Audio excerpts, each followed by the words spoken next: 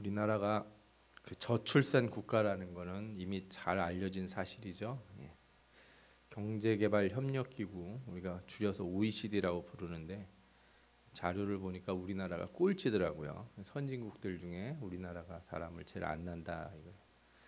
우리나라가 0점대 0.7명이 깨졌다 막 이러는데 우리 바로 위에가 그래도 1.9명, 1.24명 이 정도 돼요. 스페인하고 이탈리아인데요. 그래서 참 사람들이 결혼도 안 하고 애도 안 낳는구나 이런 생각을 했어요. 그래서 쭉 보다가 그럼 1등은 어느 나라일까 이런 생각이 들었어요. 여러분들 생각에 전 OECD 그러니까 선진국들 중에서 애들을 제일 많이 낳는 나라가 어디 것 같으세요? 놀랍게도 정답은 이스라엘입니다. 요즘 맨날 전쟁하고 있는 나라 있죠. OECD 평균 출산율이 1.5명이라고 그러는데 이게 우리나라 거의 2배쯤 넘어가죠. 이스라엘이 몇 명이냐? 3.0이랍니다. 애들을 3명 정도 낳는다는 거예요. 완전 놀랍지 않습니까? 테러도 많이 일어났고 맨날 뭐 폭탄 떨어지고 막 이런 나라인데 출산율이 3명이나 된다니요.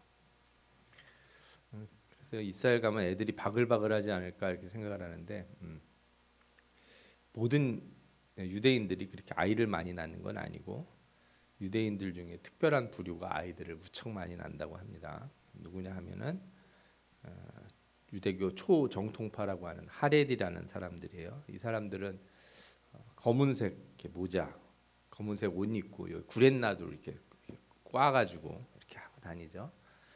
이게 일종의 극단적인 이런 신앙을 가진 사람들인데 이 사람들이 애들을 몇 명을 낳냐? 6명씩 이렇게 낳는답니다. 6명 이상 낳아요. 출산율이 6.6명이라는 걸 보니까 어떤 집은 7, 8명이 넘는 집도 많이 있는 것 같아요. 그래서 보통 사람들이 한 2명쯤 낳는데 이 사람들이 하도 많이 낳아서 출산율이 3.0이 넘었다는 거예요.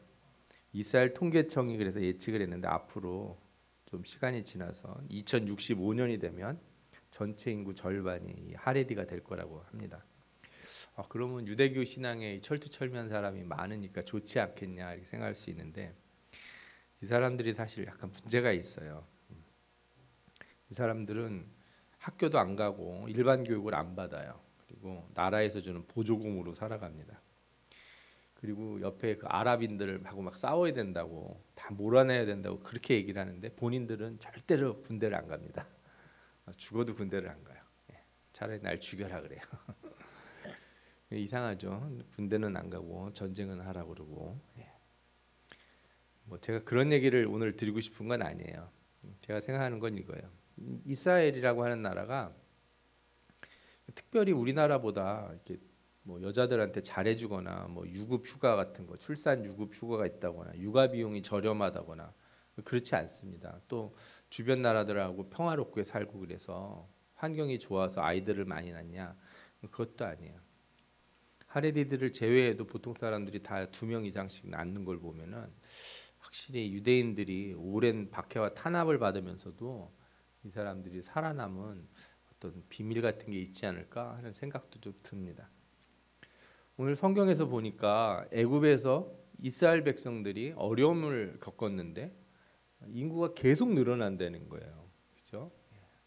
살기 좋아서 이렇게 아이들을 낳는 게 아니라 살기 어렵고 박해를 받는데 그렇게 애들을 낳고 수가 늘어난다는 거예요. 그러니까 이 애굽 왕 바로가 더 걱정이 되는 거예요. 얘들은 이렇게 못 살게 굴어도 이렇게 자꾸 수가 늘어나지. 그래서 어떤 방법을 쓰려고 하냐 하면은 남자 아이들을 이렇게 전부 다 없애버려야겠다 이렇게 생각을 해요.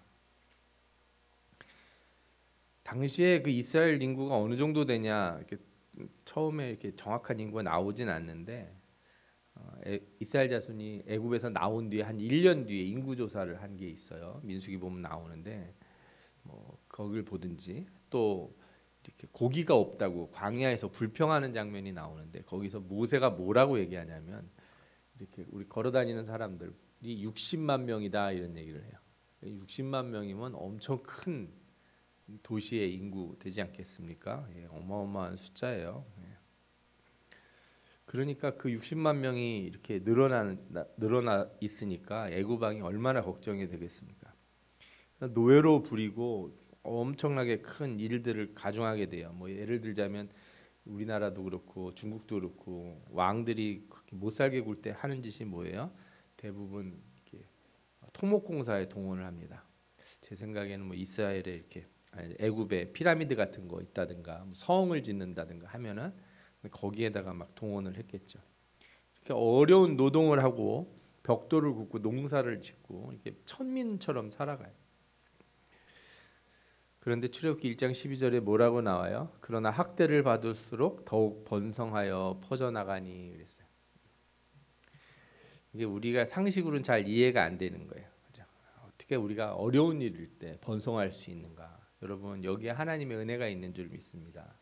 그러니까 여러분 눈에 보이는 것으로 여러분들이 뭐 먹고 살만해야 내가 뭐 축복을 받고 뭐 이렇게 하고 이런 게 아니야. 하나님은 어떤 상황 속에서도 하나님의 백성들을 강하게 만드시고 번성하게 만드시고 준비하게 하세요. 그래서 애굽 왕이 이제 남자 아이들을 다 죽이려고 어떻게 했냐? 산파를 불러요. 조산사라고 부르죠. 예. 저도 기억이 나는데 제 동생이 집에서 이제 태어났어요. 저희는 있을 수가 없고 돈을 조금 줘서 가서 과자 사 먹으라 신나게 가게 가서 맛동산을 사들고 왔더니 어떤 아기가 하나 집에 있더라고요. 예. 그런데 이제 엄마가 아기 낳는 거를 봐주시는 분이 있죠. 그래서 그런 그 옛날에는 할머니들이 주로 그런 일들을 동네 할머니들이 해주셨고 우리가 소위 조산사라고 하는 분들이 있는데 전문적으로 애 낳는 거를 도와주는 분들이죠. 이런 사람들을 산파라고 부르는데 이 산파들에게 뭐라고 그러냐면 히브리 여인이 해산할 때 너희가 자리를 살펴서 아들이거든 그를 죽이고 딸이거든 살려두라 이렇게 얘기를 해요.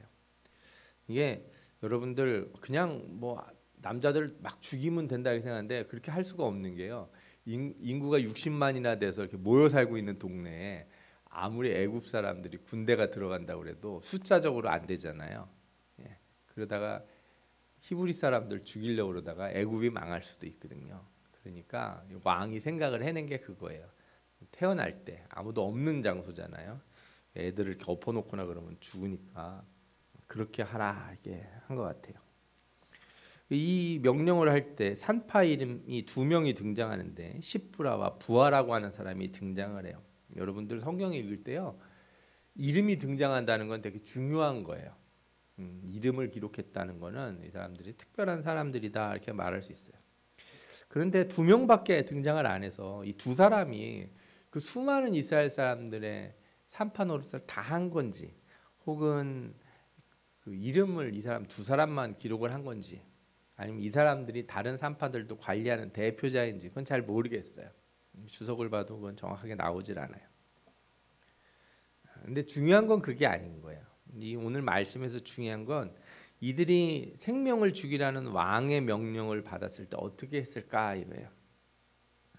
참 어려운 일이죠. 이 산파는 생명을 살리는 일을 하는 사람이잖아요. 그런데 아이들을 죽일 수도 없고 그 아이들이 다른 사람도 아니고 자기 민족이잖아요. 그러나 그 명령을 안 따르면 어떻게 됩니까? 자신들이 또한 죽을 수가 있는 거예요. 그런데 이들이 결론을 분명하게 내요. 오늘 성경은 뭐 고민하는 내용이 전혀 없어요. 한마디로 뭐라 그러냐? 산파들이 하나님을 두려워하여 애굽 왕의 명령을 어기고 남자 아기들을 살린지라 이렇게 돼 있어요. 왕의 명령을 어겼다. 정확하게 나옵니다. 왜? 하나님을 두려워해서. 그래서 왕이 부릅니다. 너희가 어찌하여 이같이 남자 아기들을 살렸냐? 그랬더니 이들이 뭐라고 얘기하냐면 히브리 여자들은 애굽 여자들하고 달라서 우리가 애 받으러 갈 때 이미 벌써 다 낳아버린다. 여자가 건강해서 뭐 어떤 분들은 이제 난산 이런 거 하는 분들 있잖아요. 막 며칠씩 이렇게 고생하다가 뭐 또 자연분만 하면 좋은데 고생하다가 또 안 돼서 또 제왕절개 하는 분들도 있고. 근데 이 히브리 여자들은 안 그렇고 그냥 애를 쑥덕쑥덕 잘 난다는 거예요. 예. 그렇게 변명 아닌 변명을 하죠. 뭐 약 거짓말 같기도 하고 변명 같기도 한 말을 쭉 하니까 왕이 이 산파들을 벌을 안 줘요. 그리고 어떻게 하지 못하고 다른 방식을 써요. 그리고 성경은 뭐라고 나왔냐면 하나님이 이 산파들에게 은혜를 베푸시니 그 백성은 번성하고 매우 강해지니라. 그 산파들은 하나님을 경외하였으므로 하나님이 그들의 집안을 흥왕하게 하신지라. 이렇게 나와요. 물론 일이 이렇게 끝나진 않아요. 근데 그 뒤에 보면은 애굽 왕이 이제 아이들을 그렇게 죽일 수 없으니까 남자 아이들은 전부 어떻게 하라고요? 강물에 버려라, 나일강에 버려라 이렇게 명령을 해서 모세가 태어난 이야기의 배경이 나오게 됩니다. 그러나 오늘 본문에서 분명한 건 뭐냐면 하나님이 이 산파들을 복을 주셨다는 거예요. 하나님을 두려워한 이 사람들. 그래서 여러분들이 오늘 말씀을 통해서 가장 먼저 알아야 되는 건 뭐냐면 하나님을 경외한다는 것, 하나님을 두려워한다는 것은 과연 무엇인가? 성경에서 우리가 하나님을 경외하는 자들에게 복을 주신다는 말씀이 나와요. 경외한다는 말이 두려워한다는 거죠. 하나님을 무서워하는 사람에게 하나님이 뭐 한다고요? 복을 준다는 거예요. 여호와를 경외하는 자들아 너희는 여호와를 의지하라. 그는 너희의 도움이시요 너희의 방패시로다. 시편 115편 11절에 나옵니다. 이 경외하라는 말씀처럼 성경에 많이 나오는 말씀도 없어요. 이 경외하라, 하나님을 두려워하라는 건 하나님 앞에 나오는 가장 근본적인 태도예요. 우리 인간이 가져야 될 근본적인 태도. 하나님은 사랑이 많으시고 자비로우시고 인자하시고 여러분들의 죄를 아시면서도 갑자기 그냥 나타나셔서 벌을 주시지 않으세요. 그래서 많은 사람들이 하나님을 사랑의 하나님, 저도 그렇게 부르는 걸 좋아해요.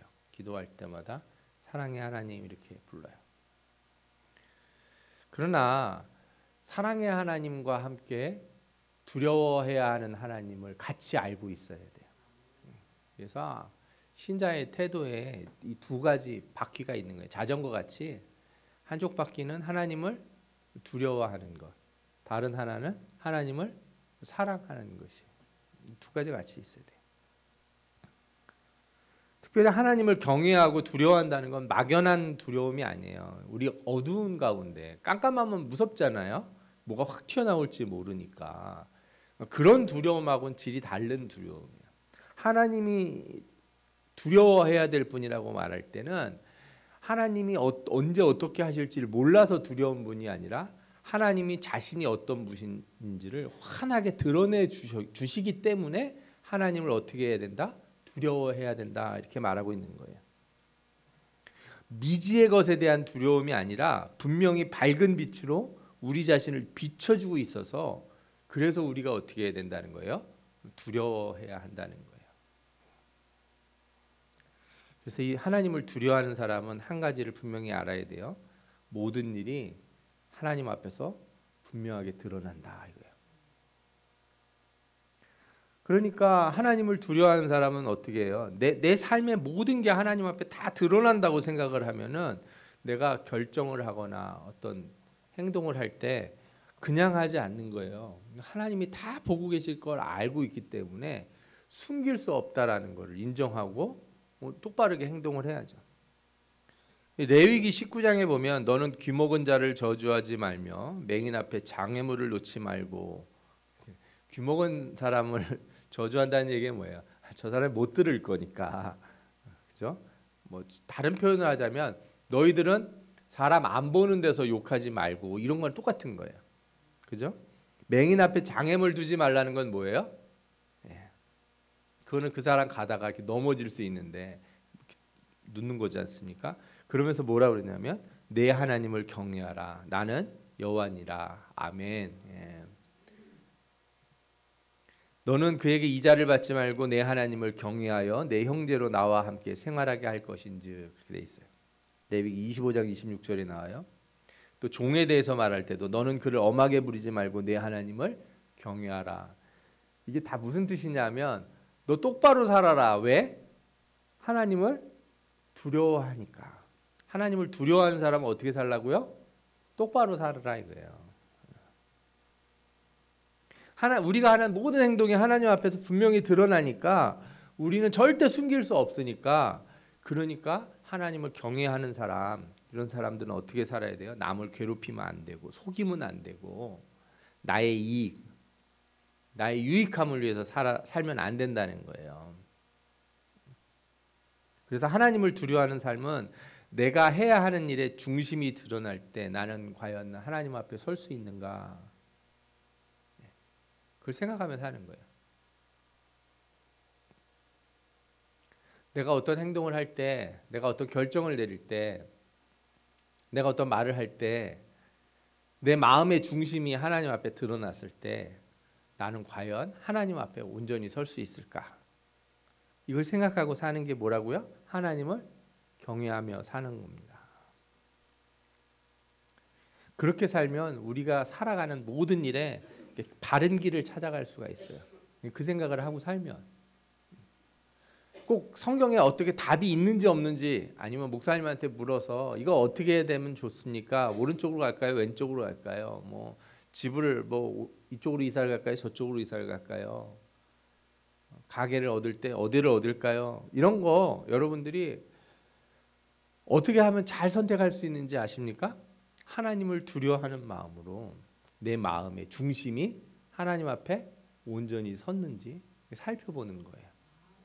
이렇게 하나님을 경외하는 마음을 가지면 우리 삶의 모든 일에 바른 길을 찾을 수 있는 줄 믿습니다. 또한 하나님을 두려워한다는 건 어떤 거냐? 세상의 어떤 고통보다 하나님의 심판을 더 두려워한다는 거예요. 뿐만 아니라 세상의 어떤 이익보다 하나님이 주시는 상급이 더 크다는 것을 깨닫는 거예요. 그래서 하나님을 두려워하는 사람은 협박으로도 바꿀 수 없고 그 다음에 유혹으로도 바꿀 수 없어요. 하나님을 두려워하는 사람은 아무리 막 고통을 주려고 해도 내가 이 고통보다 뭐가 더 무섭다는 걸 압니까? 저 심판의 고통, 지옥의 고통이 크다는 걸 알기 때문에 나는 이런 고통 따위를 내가 못 참을 사람이 아니다. 왜? 내가 요거 조그만 거 피하려다가 더 큰 거를, 더 큰 심판의 자리에 갈 수 있기 때문에 나는 절대 할 수 없다. 반대도 마찬가지예요. 내가 이 작은 이익을 얻으려고 저 큰 이익을 포기한다는 게 말이 되겠는가? 내가 이 작은 것을 얻으려고 저 천국의 저 보화, 영원한 보화를 내가 포기한다는 게 말이 되는가 이거예요. 이게 바로 뭐야? 하나님을 두려워한다는 말이에요. 본문에서 산파가 왜 왕의 명령을 왜 어겼을까요? 지금하고 다릅니다. 지금처럼 뭐 법원에 가서 뭐 얘기를 한다든지, 그죠? 요즘은 뭘 잘못한 사람이 이렇게 재판을 받고 이렇게 감옥에 가는 일이 생겨도 그냥 이거 다 뭐 정치적인 거야 막 이렇게 해가지고 반대도 할 수 있고 다 그런 세상이잖아요. 지금 세상은. 그러나 당신은 그런 게 없습니다. 왕이 한마디 하면 다 어떻게 돼요? 그냥 바로 죽는 거예요. 그런데 하나님이 더 두려운 거예요. 내가 왕한테 죽는 것보다 뭐가 더 두렵다고요? 하나님 앞에 심판받는 게 더 두렵다는 거예요. 혹은 애굽 왕이 너희들 내 말 잘 들으면 내가 너희들한테 땅도 주고 뭐도 주고 뭐 소도 주고 그럴게. 그런데 아무리 그게 좋아도 하나님 앞에서 받을 축복보다 그게 더 크지 못하다는 것을 확실히 믿는 겁니다. 이런 예를 성경에서 많이 볼 수 있는데, 다니엘의 세 친구로 알려진 사드락, 메삭, 아벳느고라고 하는 사람이 있었어요. 왕이 커다란 신상을 만들고 절하라고 합니다. 절을 안 해요. 왕이 불러다가 너희들 마지막 기회를 주겠다. 그래서 신상 앞에 엎드려 절하면 좋거니와 만일 절을 안 하면 너희를 불 속에 던져버리겠다. 쇠 녹이는 풀무에 던지겠다는 거예요. 네. 그랬더니 이들이 뭐라고 얘기해요? 왕이시여, 대답할 필요가 없습니다. 하나님이 계시기 때문에 저 불에 들어가도 우리를 건져내실 거고, 설사 안 건져 주시더라도 그냥 우리는 죽겠습니다. 왜? 하나님이 더 무서워요. 하나님이 더 무섭습니다. 당신이 저기 불에다 던지면 우리는 잠깐, 그죠? 예. 얼마 동안 잠시 뜨겁다가 죽으면 그만이지만 지옥은 어때요? 죽지도 않는데 영원한 불에 계속 있는 거잖아요. 이거 하나도 안 무섭습니다. 나는 그냥 한 몇 분 뜨겁게 아프다가 죽는 게 낫습니다. 이거죠. 당신이 아무리 좋은 걸 준다고 그래도 그거 내가 아무리 전 세계 보화를 다 누려도 평생 살아봐야 100년도 못 사는데 나는 영원히 하나님 나라에 있는 보화를 가지렵니다. 절대 저희를 어떻게 할 수 없어요? 이렇게 유혹할 수 없고 협박할 수도 없습니다. 여러분, 그래서 이 신자가 언제 담대해지냐? 하나님을 두려워할 때 담대해지는 거예요. 하나님을 두려워하면 세상에 어떤 것도 나를 협박할 수가 없어요. 어떤 거로도 나를 무섭게 할 수 없어요. 또 어떤 거로도 나한테 좋은 거라고 이거 가지면 너 좋지 않겠냐고 날 유혹할 수도 없다는 거죠. 아무것도 아니니까. 예수님도 이런 말씀을 하셨어요. 몸은 죽여도 영혼은 능히 죽이지 못하는 자들을 두려워하지 말고 오직 몸과 영혼을 능히 지옥에 멸하시는 자를 두려워하라. 먹고 사는 거 조금 고생스럽게 만드는 일, 그런 거 걱정하고 두려워하지 말고 몸과 영혼을 심판하시는 그 하나님을 더 두려워해야 될 줄 믿습니다. 아멘. 그래서 여러분들 하나님을 두려워하는 사람들은요, 잠시의 고난을 피하기 위해서 더 큰 심판 아래로 가지 않습니다. 잠시 입에 단 것 때문에 영원한 하나님 나라의 축복을 뺏기지 않습니다. 우리가 창세기 봤을 때 에서의 실수가 뭐예요? 그 가벼운 욕망을 못 이기는 자 아니에요. 가벼운 욕망, 잠시의 욕망을 못 이기는 사람들. 영원한 것을 바라본다는 얘기가 그래서 하나님을 경외하는 자, 하나님을 두려워하는 자들이 갖는 그 축복입니다.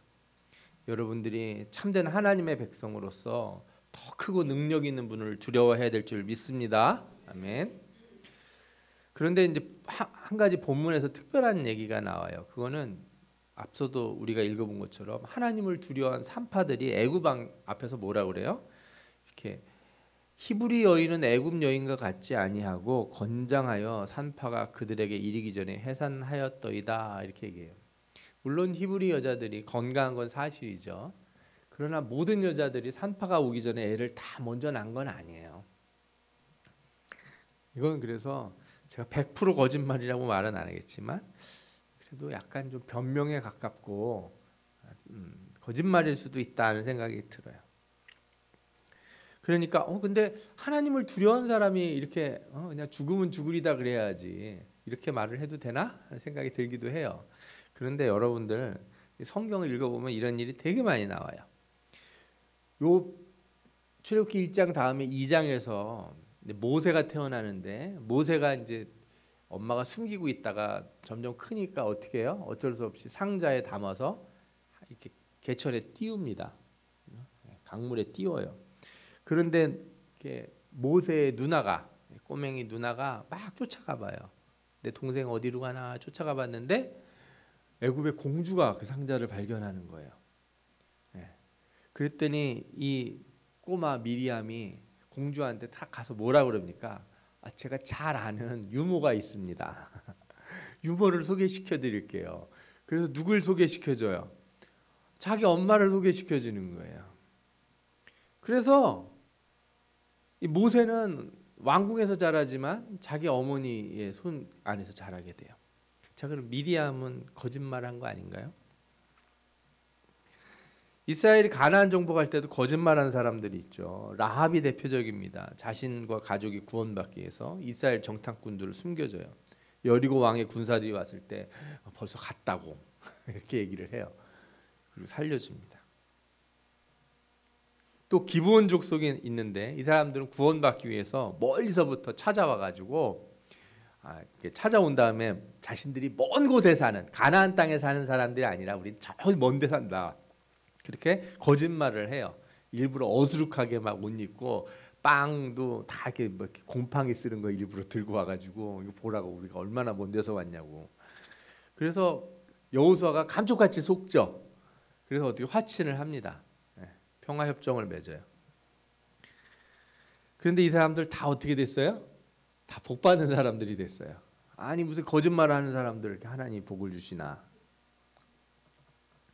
오늘은 뭐 이런 윤리적인 문제를 다루는 시간은 아니니까 제가 길게 얘기는 안 드리겠습니다. 근데 여러분, 거짓말이라고 하는 거는 여러분들이 먼저 잘 생각하셔야 되는 게 있어요. 여기서 중요한 건 뭐냐면 내가 하는 말이 누구의 유익을 위한 것이냐 이거예요. 이게 되게 중요해요. 누구의 유익을 위한 것이냐. 거짓이 악하다고 말할 때는 성경에서 대부분 다 뭐냐면 자신의 유익을 위해서, 내가 살기 위해서, 내가 좋은 것 가지려고, 그죠? 남을 끌어내리고 모함하기 위해서, 뺏기 위해서 할 때 하는 걸 다 뭐라 그래요?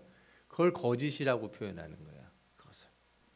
그런데 내가 희생하기 위해서, 내가 헌신하기 위해서, 저 사람들 살리려고 내가 죽으려고 이렇게 하는 거를 뭐라 그래요? 그걸 거짓이라고 말하지 않는다는 거예요. 내가 십자가를 지겠다고 말하는데, 그죠? 다른 사람 모르게 말하지 않고 내가 몰래 십자가를 칠 거야. 내가 이 무슨 힘든 일을 내가 다 감당할 거야. 그걸 하나님이 거짓말쟁이야 이렇게 말하지 않는다는 거예요. 하나님은 생명을 살리는 일, 영혼을 구원하는 일에 있어서 그 중심을 보시는 거예요. 그래서 거짓을 이게 거짓말이다 아니다를 기계적으로 판단하려고 하는 사람은 뭘 모르는 거예요? 하나님이 사람의 중심을 본다는 걸 모르는 사람들이에요. 그래서 세상 사람들이 가끔씩 크리스찬들을 이렇게 거짓말쟁이다, 예수 믿는 사람들이 나쁜 짓을 한다, 막 이렇게 억울한 얘기를 할 때가 있어요. 그런데 물론 우리의 유익을 위해서, 나의 유익을 위해서 한 일이라면 그런 비난을 받을 수 있겠죠. 그러나 만약에 우리가 하나님의 나라의 유익을 위해서, 다른 사람을 살리기 위해서 내가 헌신하는 일로 무엇인가를 행했다면 그것은 거짓이라기보다는 칭찬받은 일에 가까워요. 그래서 성경에서 이 기생 라합에 대해서 뭐라고 그랬냐면, 믿음으로 기생 라합은 정탐꾼을 평안히 영접하였으므로 순종하지 아니한 자와 함께 멸망하지 아니하였도다. 히브리서 11장 31절에 말하는 거예요. 그러니까 여러분들이 어떤 사업을 할 때 그래서 이렇게 많이 깎아주셔도 돼요? 누가 이렇게 물으면 이건 다 남습니다. 걱정하지 마세요. 이걸 거짓말이라고 말하지 않는다는 거예요. 예? 사실은 돈이 한 푼도 안 들고 안 남고 오히려 내 돈을 내가 쓰는 일인데도 불구하고 아닙니다. 다 남습니다. 걱정하지 마세요. 이렇게 얘기했다고 해서 하나님이 거짓말쟁이야. 너 돈 안 남으면서 왜 돈 남는다고 거짓말했어? 이렇게 말하지 않는다는 거예요. 내가 고생하고 힘들게 시간을 내서 봉사하면서 정말 이렇게 어려운 시간에 와주셨습니까? 아닙니다. 오늘 별일 없었고요. 쉬는 날이어서 왔어요. 이때 그거를 하나님이 너는 거짓말을 했다. 너 일 빼먹고 왔으면 일 빼먹고 왔다 그러고 휴가를 내고 왔으면 휴가를 내고 왔다고 정확하게 얘기를 해야지. 왜 노는 날이라고 거짓말을 했냐. 이렇게 얘기하지 않으신다는 거예요. 왜? 그 중심을 아시니까. 이런 류의 말이나 행동이 가능한 건 다 어디서 나오는 거예요? 하나님을 두려워할 때 나오는 거예요. 하나님이 날 보신다는 걸 알기 때문에 내가 그렇게 행동할 수 있는 거예요. 차라리 내가 죽는 게 낫지 나는 그런 일을 할 수는 없습니다. 라합이 했던 말이 이렇게 성경에 기록되어 있어요. 이는 너희가 애굽에서 나올 때 여호와께서 너희 앞에서 홍해물을 마르게 하신 일과 너희가 요단 저쪽에 있는 아모리 사람의 두 왕 시혼과 옥에게 행한 일 곧 그들을 전멸시킨 일을 우리가 들었음이라. 우리가 듣자 곧 마음이 녹았고 너희로 말미암아 사람이 정신을 잃었나니 너희 하나님 여호와는 위로는 하늘에서도 아래로는 땅에서도 하나님이시라. 마음이 녹고 정신을 잃었다는 얘기가 뭐예요? 그 얘기를 듣고 우리는 하나님이 두려웠다. 하나님이 겁이 났다. 나는 하나님이 겁이 나서 나는 하나님 편에 설련다. 이게 핵심이에요. 나는 세상의 위협보다 하나님을 더 두려워합니다. 세상의 유익보다 하나님 나라의 영원한 축복을 더 좋아합니다.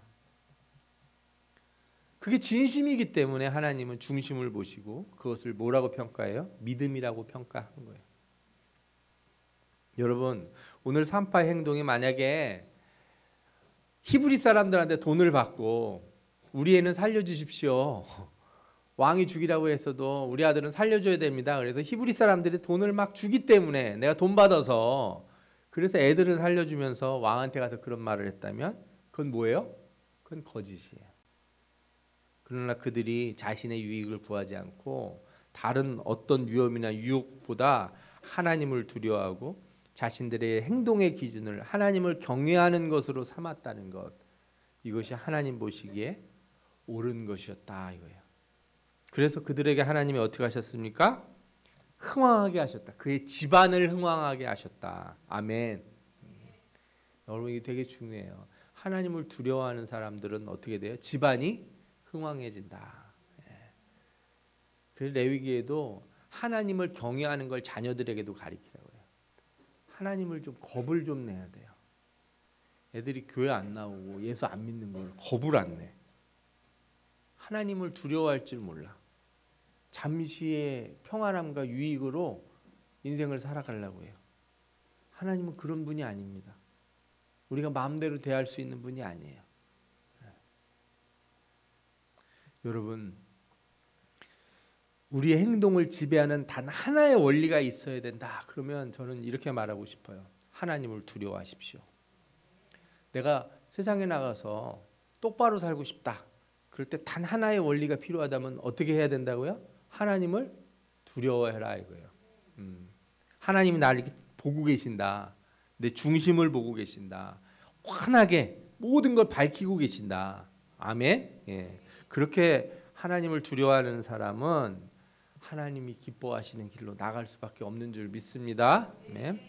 하나님을 경외함으로 자신을 살피고 우리 자신의 유익이 아니라 하나님이 기뻐하시는 일, 하나님 나라의 유익과 영광을 위하여 살아가는 우리 모든 성도들 되시기를 축원합니다. 아멘. 네, 우리 기도하겠습니다.